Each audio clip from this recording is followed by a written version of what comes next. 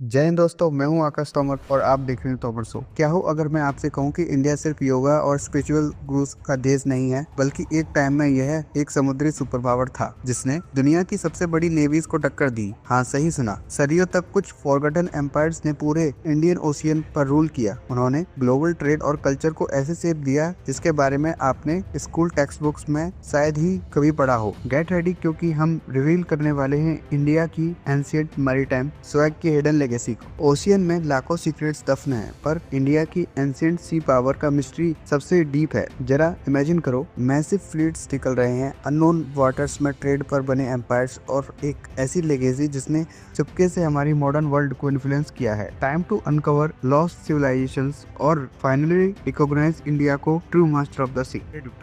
India की awesome ancient naval power को हमेशा लैंड सेंट्रिक स्टोरीज से कंपेयर किया जाता है। कभी सोचा है कि हमारा इतिहास हमेशा मुगल्स, गुप्तास और मौर्यास के कॉन्क्वेस्ट से इर्द गिर्द ही क्यों घूमता है? सी डोमिनेंस कहाँ है भाई? यह एक ऐसा रिडल है जो हिस्ट्री बुक से स्किप हो गया है और आज हम इसे डिकोड करने वाले हैं। क्यों है ये मैरीटाइम एम्पायर्स इतने फॉरगॉटन? ये क्वेश्चन मुझे हमेशा परेशान करता है। इतना रिच सी हिस्ट्री होने के बावजूद ये हमारी कलेक्टिव मेमोरी से कैसे इरेज हो गया? कॉलोनियल रूल रिकॉर्ड्स का लॉस और शायद हमारी अपनी नैरो थिंकिंग, सबने इसमें कंट्रीब्यूट किया है। पर नो मोर। हम आपको चोलास के mighty fleet, Indus valley civilization के सी सीक्रेट्स और कई लेसर नोन एम्पायर्स के बारे में बताएंगे। ये सिर्फ हिस्ट्री नहीं है, ये एक एपिक थ्रिलर है जो आपको माइंड ब्लो कर देगा।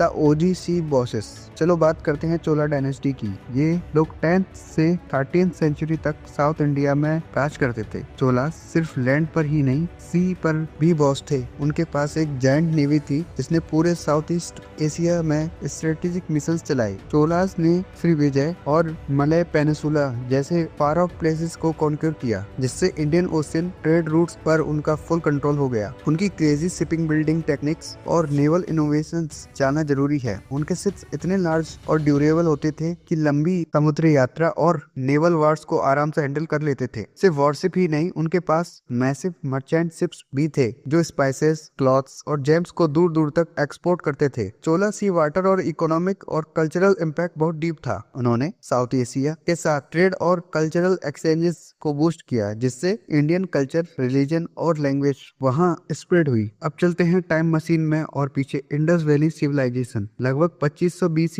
की तरफ। गैस, क्या इंडस वैली के लोग भी स्किल्ड सेलर्स थे? आर्कियोलॉजी प्रूफ दिखाते हैं कि उनके अर्ली सी ट्रेड रूट्स ने मेसोपोटामिया और पार्सियन गल्फ के साथ थे। उनके शिप्स की रीच कमाल की थी और उन्होंने एंसेंट ग्लोबलाइजेशन में बिग रोल प्ले किया। लोथल जैसे Indus ports bustling trade hubs थे। मतलब इंडिया में सी ट्रेड की रूट्स हजारों साल पुरानी हैं, पर उनकी सिविलाइजेशन के बाद उनका सी नॉलेज कैसे लॉस्ट हो गया, ये एक मिस्ट्री है। शायद क्लाइमेट चेंज, कोई अनसीन इन्वेजन, या हिस्टोरियंस आज भी इस पजल को सॉल्व कर रहे हैं। कई और इंडियन एम्पायर्स ने भी सी गेम में अपना पावर शो किया। Satavahana dynasty 1st century BC से 3rd सेंचुरी CE जो डीकन में रूल करते थे। वे रोम के साथ अपने ट्रेड नेटवर्क के लिए फेमस थे। उनके कॉइन्स और रोमन आर्टिफैक्ट्स इस इंडो रोमन सी ट्रेड का सॉलिड प्रूफ है। कलिंग एम्पायर के यूनिक सी ट्रेडिशंस थे। उनके सेलर्स बाली और साउथ ईस्ट एशिया के इसलैंड तक ट्रिप पड़ते थे, जिससे कल्चरल एक्सचेंज हुआ। आज भी बाली में इंडियन कल्चर के ट्रेसेस दिखते हैं। गुजरात के फॉरगॉटन किंगडम्स